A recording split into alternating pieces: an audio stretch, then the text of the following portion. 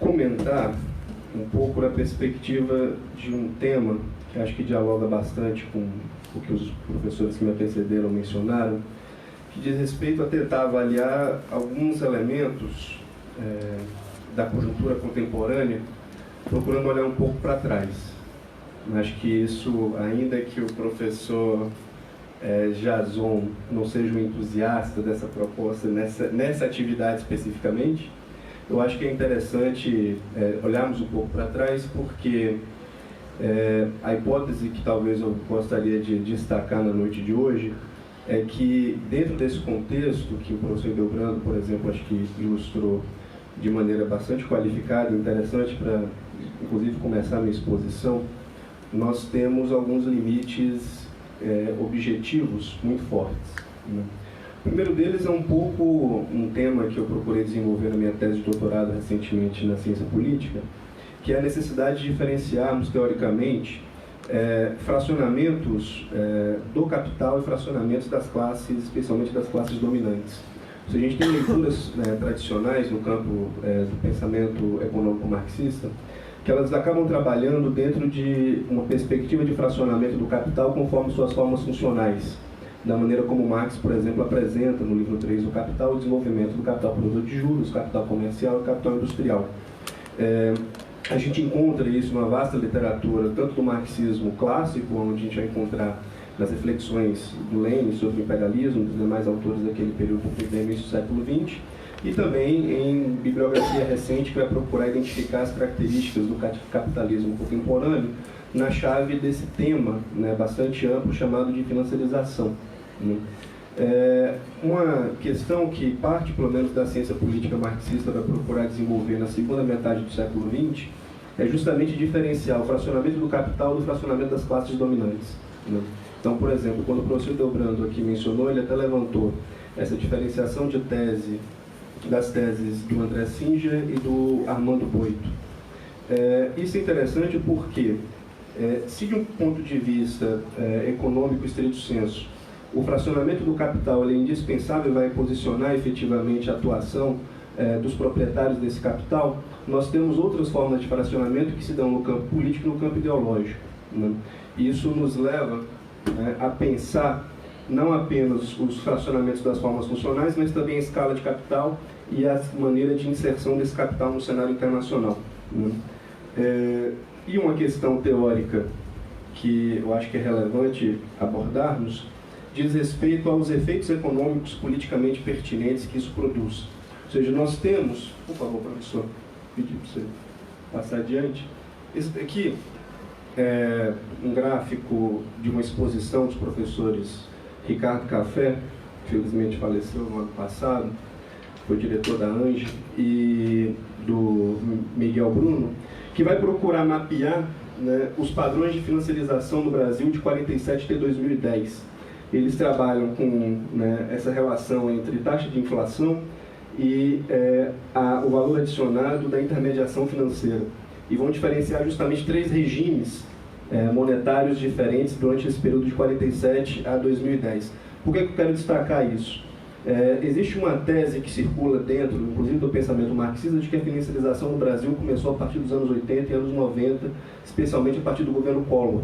O que esses autores procuram destacar é que isso não é necessariamente tão verdade assim, né? A gente já tem teses na ciência política marxista que vão apresentar uma hipótese de que a financiarização, ou pelo menos a hegemonia de um capital bancário no interior das classes dominantes no Brasil, se organiza a partir da ditadura militar. Ou seja, o PAEG, por exemplo, ele vai ser ilustrativo dessa modificação. A gente tem um primeiro período onde os ganhos de taxa de juro real no setor bancário, antes da ditadura militar, eles não são capazes de acompanhar o próprio processo inflacionário.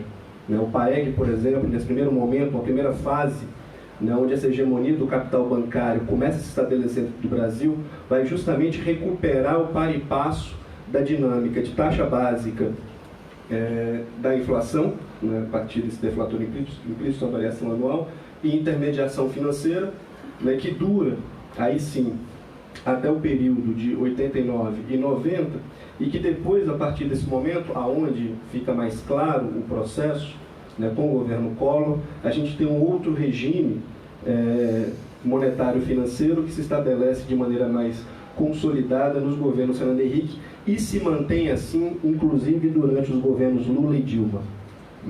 Isso é uma questão importante, ou seja, nós temos medidas conjunturais que foram fundamentais e produziram impactos políticos e culturais significativos no Brasil recente, né, a partir dos governos do Partido dos Trabalhadores, com as políticas de valorização real do salário mínimo de maneira constante e persistente, e políticas de transferência de renda com seus variados impactos. Daqui a pouco eu entro um pouco nessa agenda mais recente do governo Dilma, mas isso não alterou o padrão monetário e financeiro da economia brasileira. Nós não temos essa alteração, por favor, professor, próximo. E aqui alguns elementos dessa financiarização em perspectiva histórica. A gente tem alguns elementos estruturais que são necessários ser resgatados, ou seja, aquilo que eu tinha mencionado, a reforma financeira do PAEG de 64, que são as leis, elas vão favorecer a centralização do capital bancário e a especialização de funções bancárias e financeiras na economia brasileira, o que vai eliminar boa parte do pequeno capital e do médio capital bancário que existia no Brasil, promovendo justamente essa oligopolização.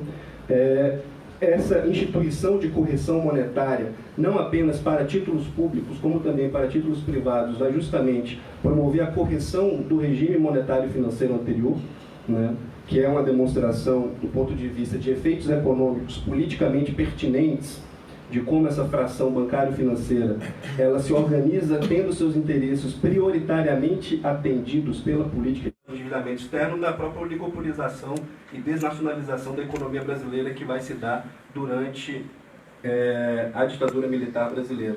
Eu acho que isso é uma reflexão importante da gente ter em mente para poder identificar alguns limites estruturais de politificação, uma não identidade no interior do bloco no poder no Brasil, do capital financeiro tal qual ele tradicionalmente era interpretado no pensamento marxista. Ou seja, como o capital financeiro tradicionalmente era interpretado numa chave inspirada no Hilferd, onde o capital bancário ele controla acionariamente parte do capital produtivo, nós não vamos ter isso no Brasil. A gente não tem esse fenômeno justamente pelo caráter incipiente do mercado de ações brasileiro, que não vai se desenvolver. Agora, isso não significa afirmar que o capital bancário não dispõe de seus interesses sendo atendidos prioritariamente pela política de Estado, inclusive durante a ditadura militar brasileira. Acho que essa é a hipótese que eu gostaria de destacar para vocês. E alguns efeitos econômicos também politicamente pertinentes, que é a bancarização da grande indústria. Nossa grande indústria brasileira, ela não capta recursos de bancos em larga medida, pelo menos dos bancos privados, como tradicionalmente a literatura convencional costuma destacar isso. Elas têm ou seus próprios bancos, ou mecanismos de captação estrangeira, ou apoio da política de Estado a partir de bancos públicos como o BNDES e Banco do Brasil e Caixa Econômica. Por favor, professor. E aqui, justamente, pegando a realidade brasileira, também inspirado nos textos do Ricardo Café e do Miguel Bruno, esse diferencial entre taxa de acumulação de capital fixo produtivo e taxa de financiarização no Brasil. Essa taxa de financiarização no Brasil, ela diminui momentaneamente com a mudança de política que a gente tem na virada de 99 para 2000, onde a gente institui o regime de metas de inflação, mas ela continua se expandindo durante todo o período do governo Lula e do governo Dilma, sem exceção. O que eu gostaria de destacar, justamente acho que dialogando com os professores, que se por um lado seria possível afirmar que o Partido dos Trabalhadores consegue, especialmente a partir de 2006 e 2007, nesse viés mais desenvolvimentista, encontrar apoio naquilo que poderia ser chamado de uma burguesia interna, ou seja, uma burguesia que teria interesses, uma base de acumulação doméstica, essa burguesia interna ela não é homogênea e tampouco se manteve como tal durante todo esse processo. Dialogando aqui e pegando justamente a contribuição do professor Hildebrando, o que a gente teria como hipótese para trabalhar é justamente a saída do capital bancário e financeiro brasileiro doméstico, desse consórcio que teria sustentado essa primeira fase de expansão, justamente quando a taxa real de juros foi atacada com aquela ideia que o pensamento conservador justamente criticava de que a redução da taxa de juros era um objetivo econômico em si. E aí nós vamos ter justamente uma dissolução daquele arranjo anterior, né?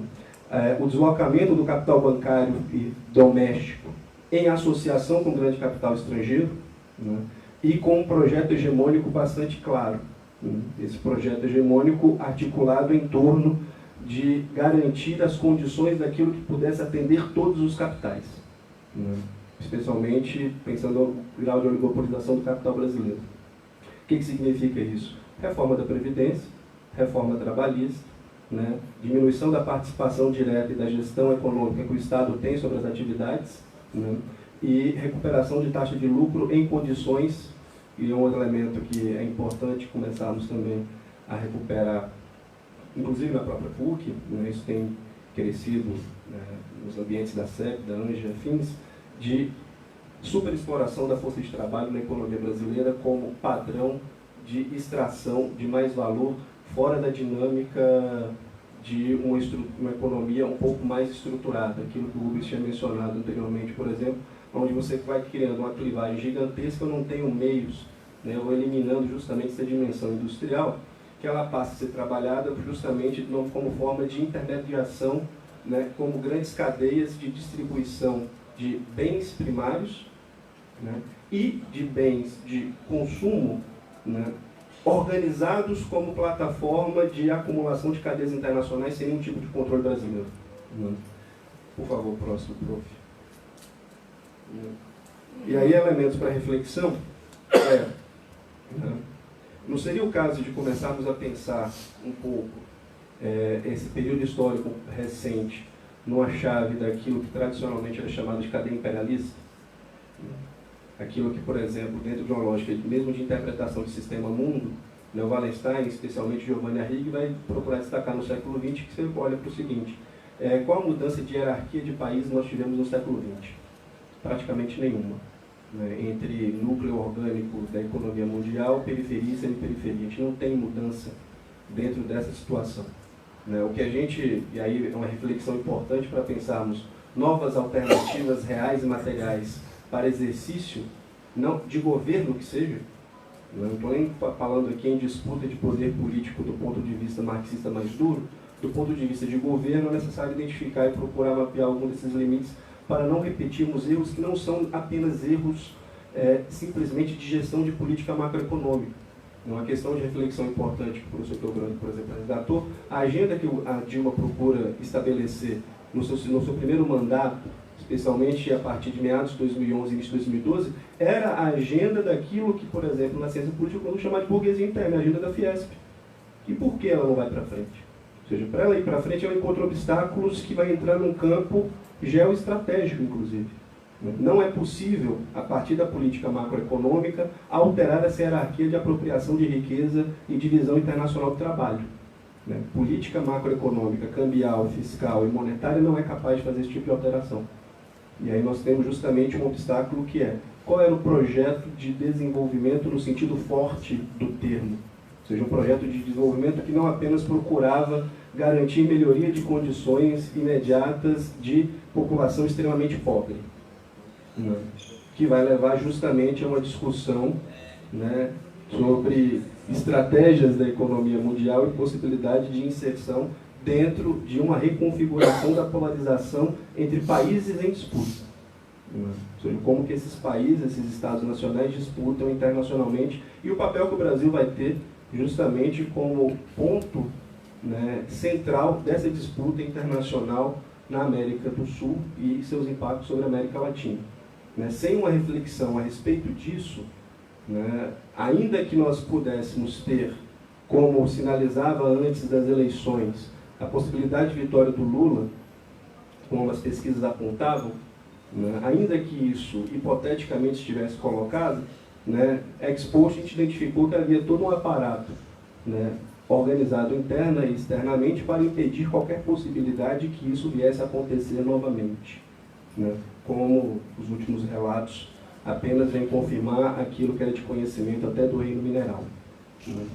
Então, eu acho que, né, aquilo que outrora era chamado de burguesia compradora, né, na China pré-comunista, essa burguesia associada, né, hoje ela também tem alguns obstáculos. Ela não tem o mesmo projeto que ela teve, por exemplo, durante os governos Fernando Henrique. No governo Fernando Henrique, você ainda tinha uma linha de inserção a partir de condições de consumo e valorização real da taxa de câmbio, que permitia, por exemplo, como o governo vinha a público falar, que agora o brasileiro podia comprar frango a R$1. Significa justamente que qual era o padrão de alimentação de boa parte da população brasileira, se nem frango ela comia. O que era isso? Então você tinha uma inserção ainda com essas características. Isso parece que se esgotou. Nem isso está colocado mais. No limite, uma uberização das rotinas de trabalho, que vai trazer essa situação de conflagração social, que é o limiar que a gente se encontra atualmente, uma situação de semi-conflagração ou de conflitos permanentes geridos pelo aparato de repressão policial e sua privatização a partir de máfias e grupos milicianos, que é a resposta que ela vai ter para poder gerir essas populações vulneráveis. Como gerir essa população de miseráveis, sem nenhuma perspectiva de melhoria das condições objetivas de vida dessa grande massa.